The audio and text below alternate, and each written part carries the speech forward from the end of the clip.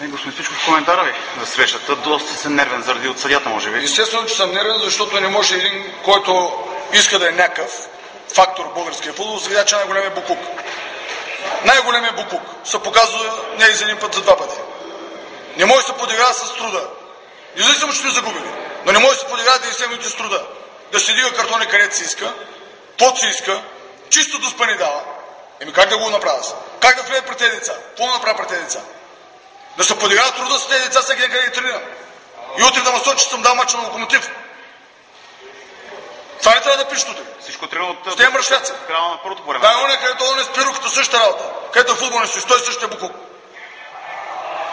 Да не отнесете пак някоя глоба. Въобще не ме интересуват какви му и са глобите. Имам пари да си ги платя, за разлика от тях.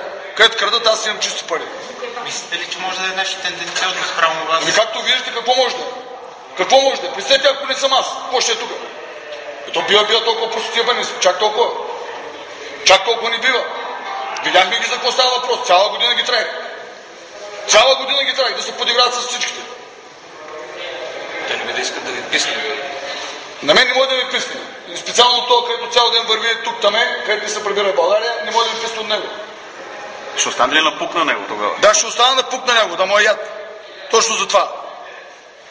Не може да се подиграваме с труда на всичките. Как искат да я караме? Искат да готвим футболисти за национален отбор, оне се радват в национален отбор, другия се радват в национален отбор, а тук никой не помага за тези деца да растат. Потърси със съдията някакво обяснение тук в тунела на връщане. Какво? Да го питахте нещо съдията? Какво да го питам? Защо не е дал? Вижте Гузин и бега. Един му каза, тук има фал, другия му каза, няма дуспа. Тогава кой свири мача? Страничните ли свират? Страничните се ли свират мачовете?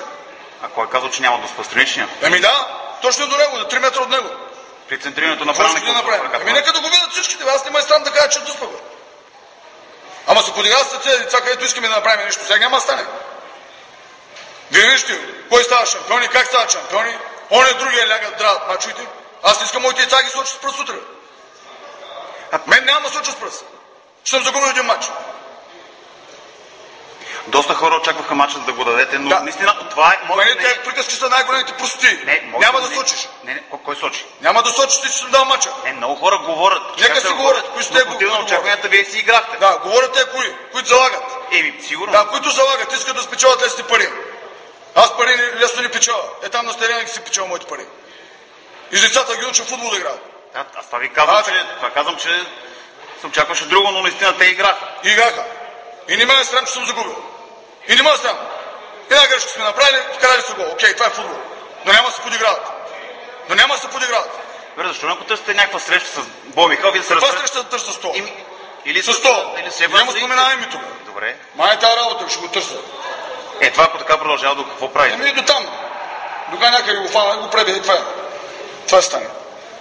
То не може, това е подигравка на всякъде, бе. Ако съм че много голям президент, ще е единствения в историята на българския футбол, който няма да има столно панесо да гледа негов отбор. Аз ще ходя само на екскурзии. Благодаря ви.